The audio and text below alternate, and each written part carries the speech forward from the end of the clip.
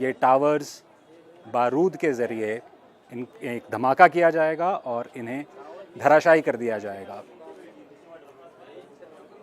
इन towers को गिराने में अब बहुत ही कम समय रह गया है। एक तरह से काउंटडाउन यहाँ पे चल रहा है और सबकी नज़रें लगातार इन टावर्स पे बनी हुई हैं। किस तरह ये दो बहुमंजिला इमारतें जिनकी ऊंचाई करीब 100 मीटर के आसपास है, किस तरह ये इमारतें ताश के पत्तों की तरह नीचे गिरती हैं, इसको देखने को लेकर लोगों में बहुत उत्सुकता है, कौतूहल है।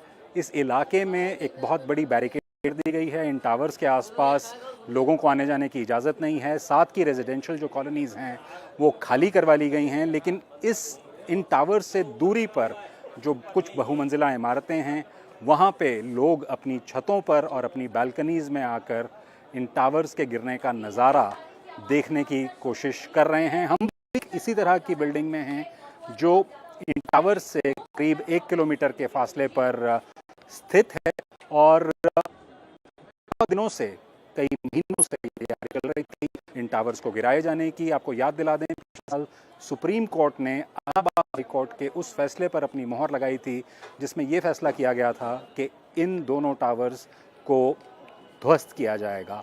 इन्हें ध्वस्त करने की वजह यह है कि वायलेशंस पाए गए नॉर्म्स में।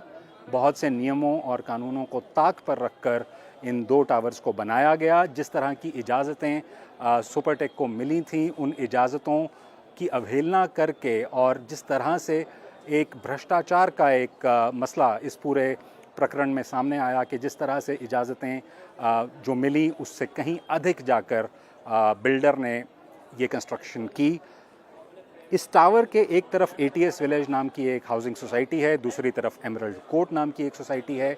एमरल्ड कोर्ट जो सोसाइटी है वो सुपरटेक बिल्डर द्वारा ही बनाई गई है और गौरतलब बात यह है कि एमरल्ड कोर्ट का एक हिस्सा सुपरटेक ट्विन टावर्स से महज 9 मीटर की दूरी पर है। ये इतना कम फासला है कि देखने से ऐसा प्रतीत होता है कि जब ये टावर्स गिरेंगे तो क्या एमरल्ड कोर्ट का वो वो जो स्ट्रक्चर्स हैं, वो जो बिल्डिंग्स हैं, क्या वो बिना किसी नुकसान के बच पाएंगी? ये एक बहुत बड़ा सवाल सभी लोगों के मन में है और तरह तरह के अरेंजमेंट्स किए गए हैं। जैसे ही अब से कुछ मिनटों के बाद इन टावर्स का डेमोलिशन शुरू होगा, एयर स्पेस इस पूरे इलाके का बंद कर दिया गया है।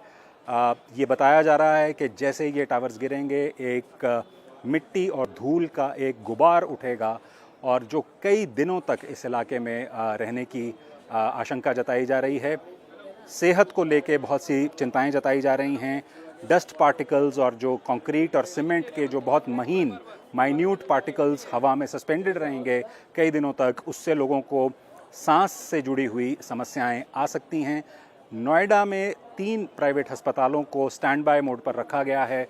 वहाँ पे हॉस्पिटल बेड्स को आरक्षित किया गया है। किसी भी दुर्घटना से निपटने के लिए अगर किसी भी तरह की कोई यहाँ पे इस तरह की बात होती है या दुर्घटना होती है या किसी को किसी किस्म की कोई चोटें आती हैं तो उसके लिए इंतज़ाम किए गए हैं। एक बहुत बड़ी पुलिस प्रेजेंस लगाई गई है। फायर टेंडर्स यहाँ पे लगे हुए हैं, NDRF की टीम्स हैं, क्विक रिएक्शन टीम्स हैं, डिज़ास्टर मैनेजमेंट की एक पूरी मशीनरी इस वक्त इन टावर्स के आसपास ये सुनिश्चित करने की कोशिश कर रही है कि इन टावर्स का जो डेमोलिशन है वो बिना किसी दिक्कत के पूरा कर लिया जाए। और मैं अपने सहयोगी सिराज से दरख्वास्त करूँगा कि वो अपने कैमरे को पैन करें और इन टावर्स के ऊपर उसे रखें और किसी भी क्षण ये टावर्स, जिस तरह से बताया गया है कि 2:30 बजते ही एपेक्स और सयान, ये 2 टावर्स हैं, इनमें बारूद को चिंगारी दिखाई जाएगी। सयान नाम के टावर में जो एपेक्स से ऊंचाई में थोड़ा ही कम है, उसमें ये चिंगारी दिखाने का काम पहले किया जाएगा और उसके कुछ ही सेकंड बाद एपेक्स में जो बारूद लगाया गया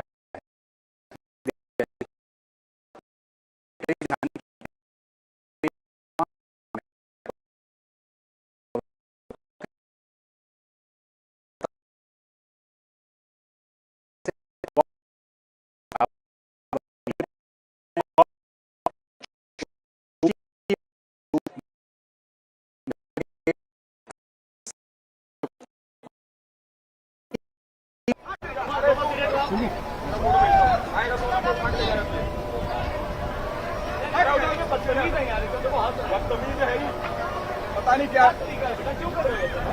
हो जाएगा भाई, छोटे छोटे बच्चे चाटे, कुछ हो जाएगा उनको। गिर गए तो आप दिखा रहे हो तुम। अभी बच्चा गिर जाएगा छोटा सा।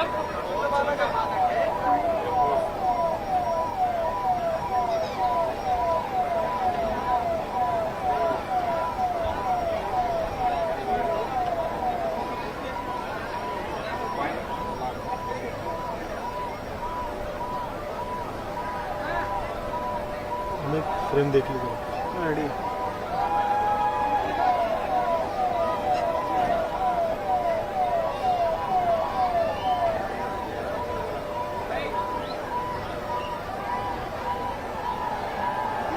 समझ नहीं रहे, जहाँ तो डर हमें लग रहा है।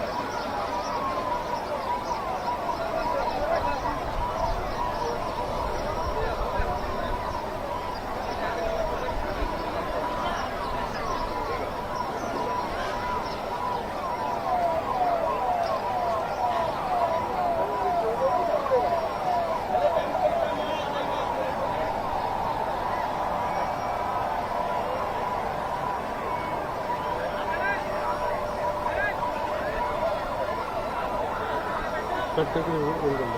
क्या टाइम हो गया? 2:30। दूसरा साइकिल बजाता ना, दूसरे साइकिल में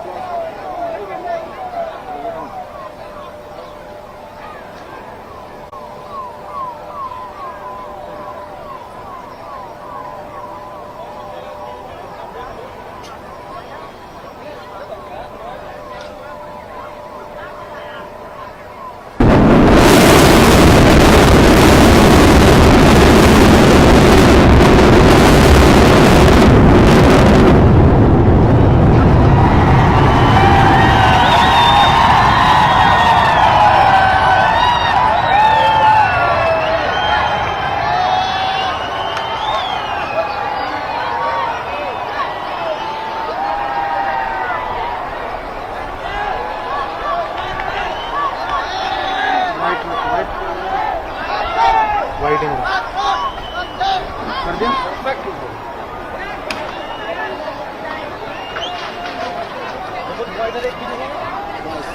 देखिए कहाँ तक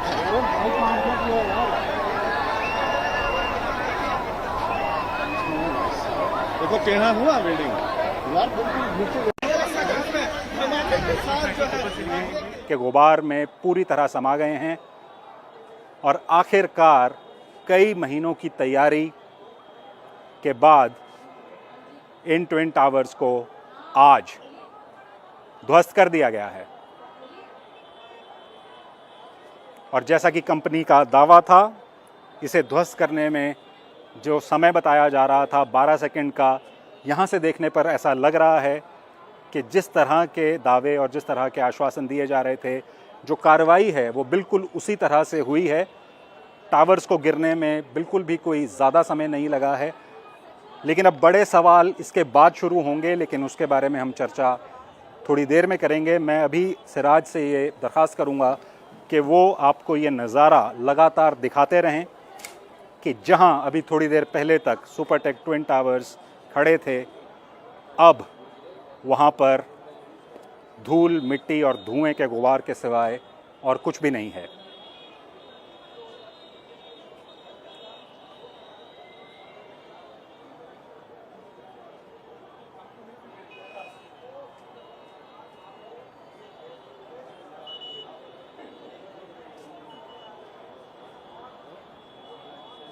ये सीधा प्रसारण आप BBC हिंदी पर देख रहे हैं और हमारी अन्य भाषाओं में भी इस सीधे प्रसारण को आप इस समय देख पा रहे होंगे। आज के दिन की सबसे बड़ी खबर भारत से यही है कि 2 बहुमंजिला इमारतें, 100 मीटर ऊंची 2 बहुमंजिला इमारतें, जिन्हें भारत की सुप्रीम कोर्ट ने पिछले साल अवैध ठहराया था, आखिरकार महीनों की तैयारी के बाद आज उन दोनों इमारतों को ध्वस्त कर दिया गया है, उन्हें नीचे गिरा दिया गया है।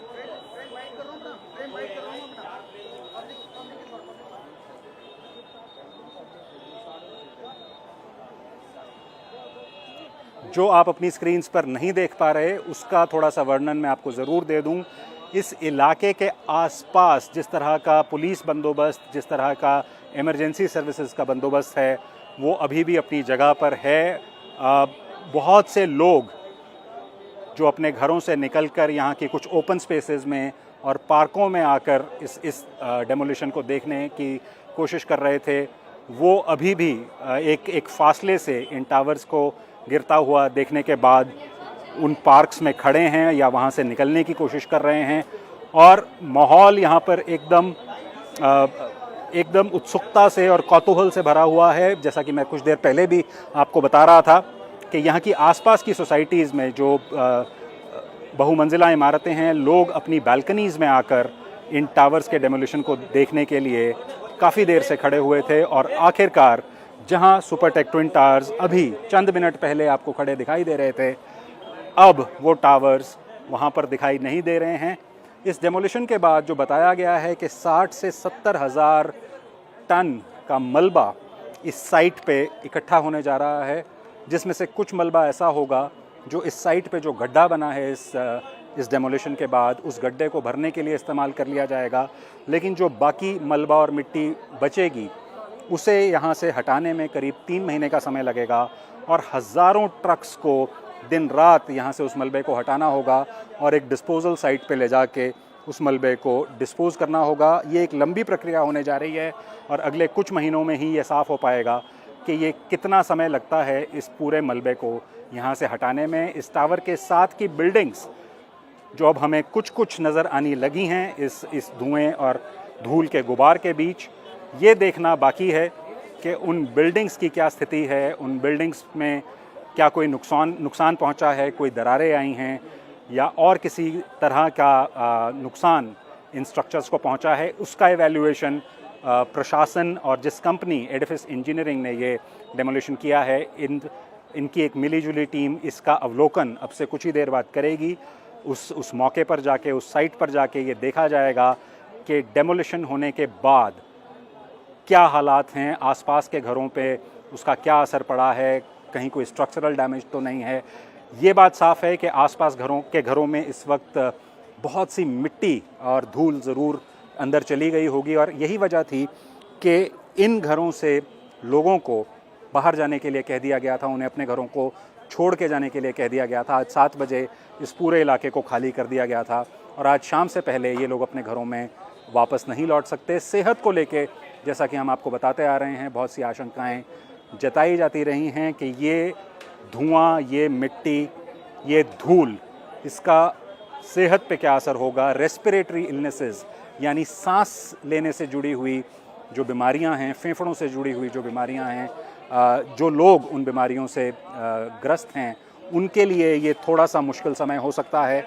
जिन लोगों को सांस लेने में दिक्कत है, जो लोग एस्थमेटिक हैं, उनके लिए ये जो धूल के कण हैं, ये आने वाले कुछ दिनों में एक समस्या का विषय बन सकते हैं। लेकिन नज़ारा जो हमने आपको यहाँ से दिखाया वो इन ट्विन टावर्स के डेमोलिशन का था। किस तरह से ये टावर्स ताश के पत्तों की तरह ढहते हुए ज़मींदोज़ हो गए, एकदम मिट्टी में मिल गए हैं। लेकिन इनका असर, इस डेमोलिशन का असर क्या होगा, ये इस वक्त कहना बहुत मुश्किल है। इसका धीरे धीरे अवलोकन किया जाएगा, इसका एनालिसिस किया जाएगा। जैसा मैंने आपको बताया, अब से कुछ देर बाद ही एडमिनिस्ट्रेशन और प्राइवेट कंपनी जिसने ये डेमोलिशन किया है, एक एनालिसिस इसका कैरी आउट किया जाएगा। जाके देखा जाएगा कि साथ की बिल्डिंग्स पर इसका क्या असर पड़ा है और कहीं कोई स्ट्रक्चर्स को कोई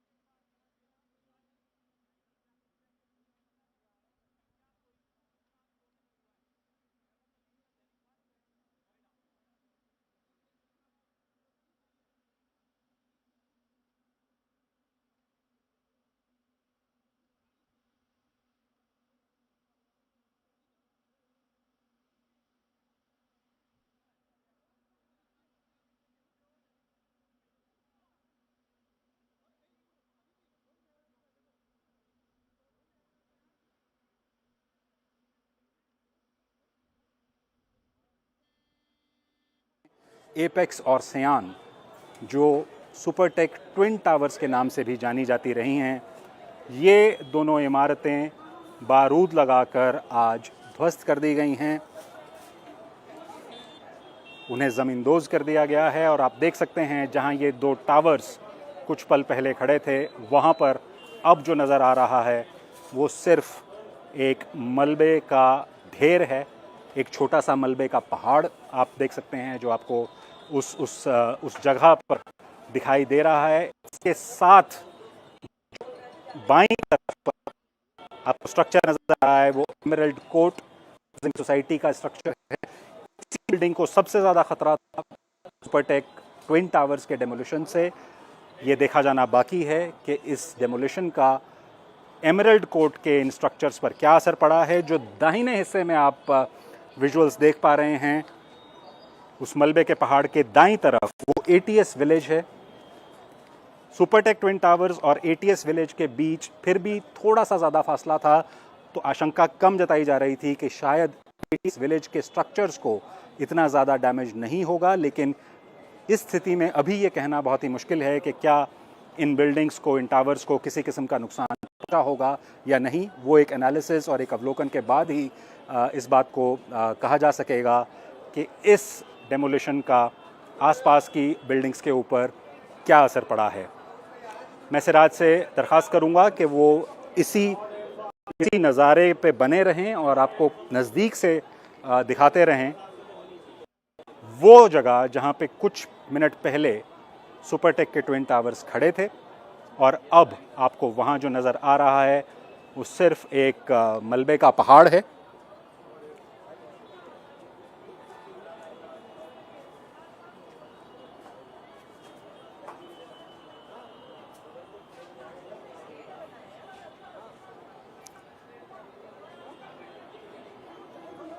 बहुत ही अचंभे में डाल देने वाले विजुअल्स अभी हमने देखे हैं और आपको लाइव प्रसारण के ज़रिए दिखाए हैं। इस तरह का नज़ारा भारत में बहुत कम देखा गया है। पहले भी इस तरह के कुछ डेमोलिशंस किए गए हैं, लेकिन इतनी ऊंची इमारतों के डेमोलिशंस भारत में पहले नहीं हुए हैं। तो ये एक बहुत बड़ा केस स्टडी के तौर पर भी इसे देखा जा रहा है कि इस तरह के डेमोलिशंस करने में कितने सक्षम हैं भारत की अथॉरिटीज़ और भारत की एजेंसीज़। लेकिन 100 बातों की एक बात, सुपरटेक ट्विन टावर्स जिन्हें पिछले साल अवैध घोषित किया गया था, एक लंबी कानूनी लड़ाई के बाद आज आखिरकार ये दोनों टावर्स ध्वस्त कर दिए गए हैं और मिट्टी में मिल गए हैं।